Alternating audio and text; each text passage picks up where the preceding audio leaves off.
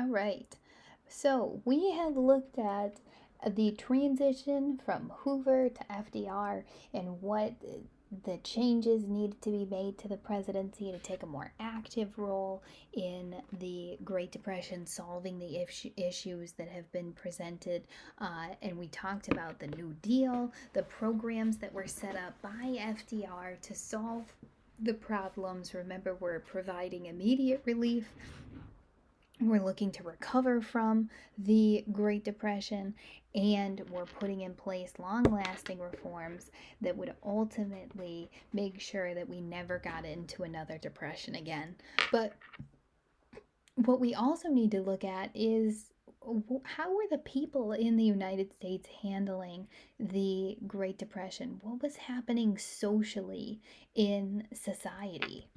So, the effects that we look at in the Great Depression are first pretty negative. So, bear with me while we look at the very depressing effects of the Depression. These are all going to make sense. Because of the Great Depression, we are going to see a rise in crime rates. We have many people who are unemployed. They're going to resort to petty theft to just provide food for their families. Suicide rates are going to rise. Health care, not a priority. People didn't have insurance, money. They couldn't go to the hospitals because they couldn't afford it. Alcoholism is going to increase in Americans who are looking for an outlet to escape. Remember, when FDR came into the presidency, he repeals prohibition, getting that 21st Amendment passed. And when he does, not that alcohol wasn't around throughout the time that prohibition was around, but people start drinking a lot. Universities are going to see enrollment shrink. People don't have the money to go to college. Those students that would have been going off to college instead need to go and get jobs in order to take care of their families. Marriages are going to be delayed in a time where the future was very unsettling, unknown. People aren't going to jump into a marriage or having children, which is why birth rates are going to fall. You're going to see mass migrations from rural places in rural New England and upstate New York who go and look for opportunity elsewhere. People aren't finding what they need where they currently live, so they're going to leave and go somewhere else and try to start new. What they come to realize is that the entire United States is affected by the Great Depression. It's not just one area over another, it's everywhere. Pop culture during the Great Depression. If there is ever anything interesting about this time period, it's going to be the changes due to pop culture.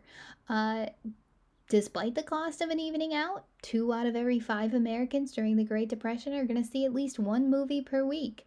We're going to have movies like Frankenstein, all about a monster. I know you guys have talked about this in English. Think of the monster like the Great Depression, the evils of society. People are going to want to go watch a movie instead of listen to the downright depressing news. They want to escape for a little while. Gone with the Wind, if you've never seen it, it is a very interesting movie. Gone with the Wind is set during the antebellum South, where this film is going to be used to paint the South in a positive light leading up to the Civil War. Slaves are going to be presented as happy, well taken care of. The Southern Belle comes from this movie. The image of the Southern Belle, the big columns with the huge, beautiful homes on the plantations. This movie represents it all, and it's a love story where we can historically tear this thing apart and look at the different characters that are created and the stereotypes that came with those characters. Ultimately, it was a love story that people wanted to go and see to escape from the world that they were living in.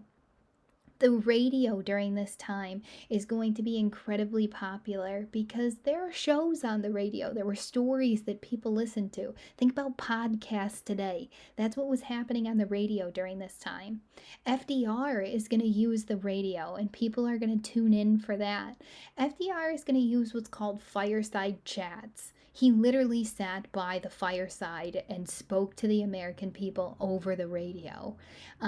He is going to talk about what things he was trying to solve the problems of the Great Depression. So he tells the people about what he was doing with the banks, about what he did with the stock market, how he was trying to work to employ the unemployed, how he was fixing the problems in the labor industry.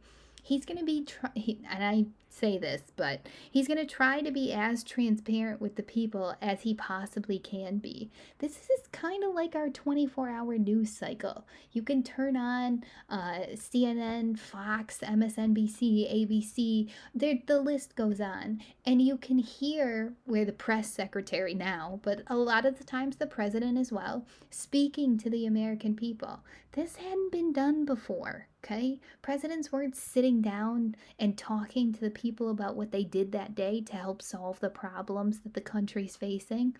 FDR did, and that makes him relatable to the American people, which increases his popularity. Not that he was doing it to get the people on his side, but think about what had happened all the way up to FDR. We had Hoover with the Teapot Dome scandal. We had Coolidge, who seemed to be growing the economy, but at the same time wasn't very personable. Then we had Hoover, who is going to ultimately tear gas World War I veterans off the White House lawn. He's not going to pull us anywhere close to out of the Great Depression. And those Republican presidencies of the 1920s had really hurt the trust of the American people with the government.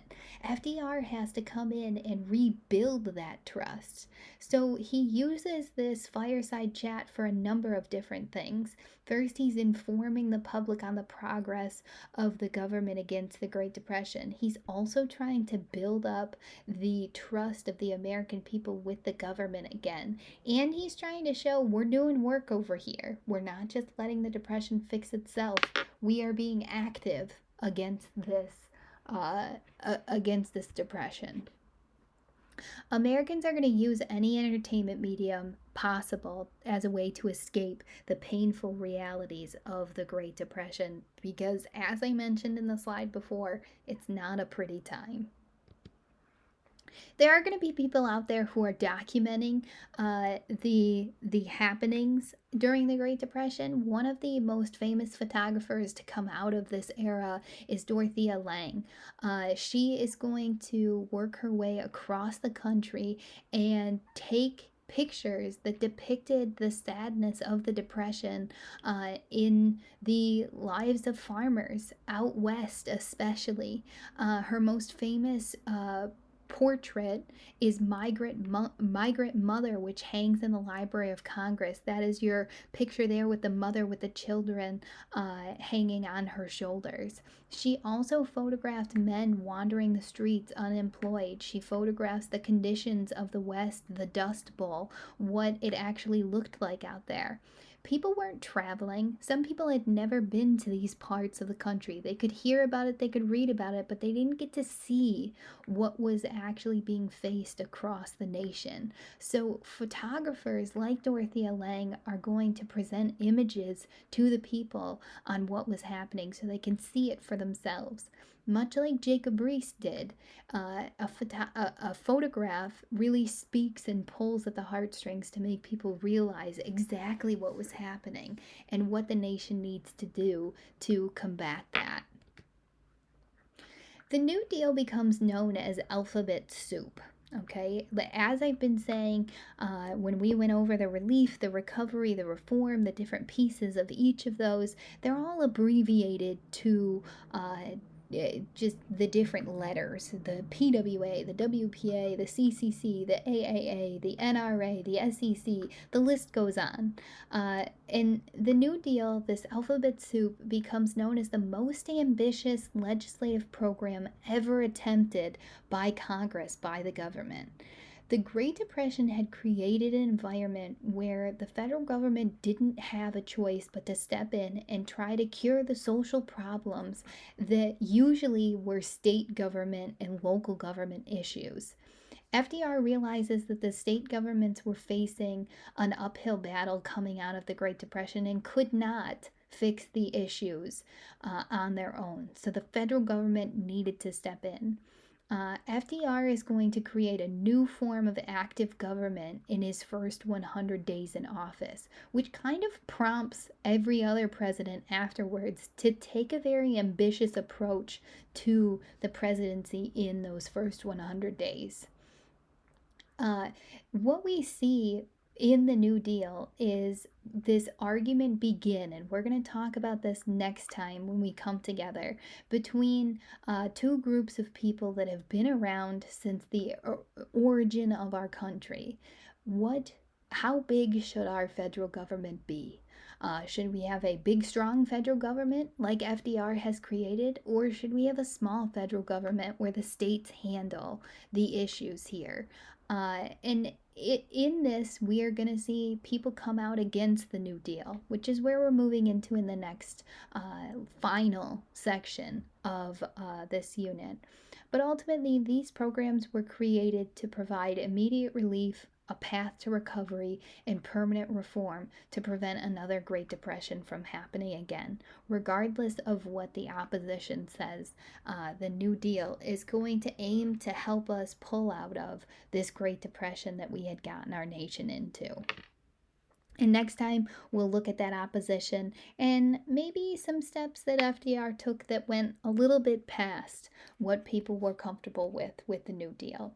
Don't forget about your homework and let me know of any questions.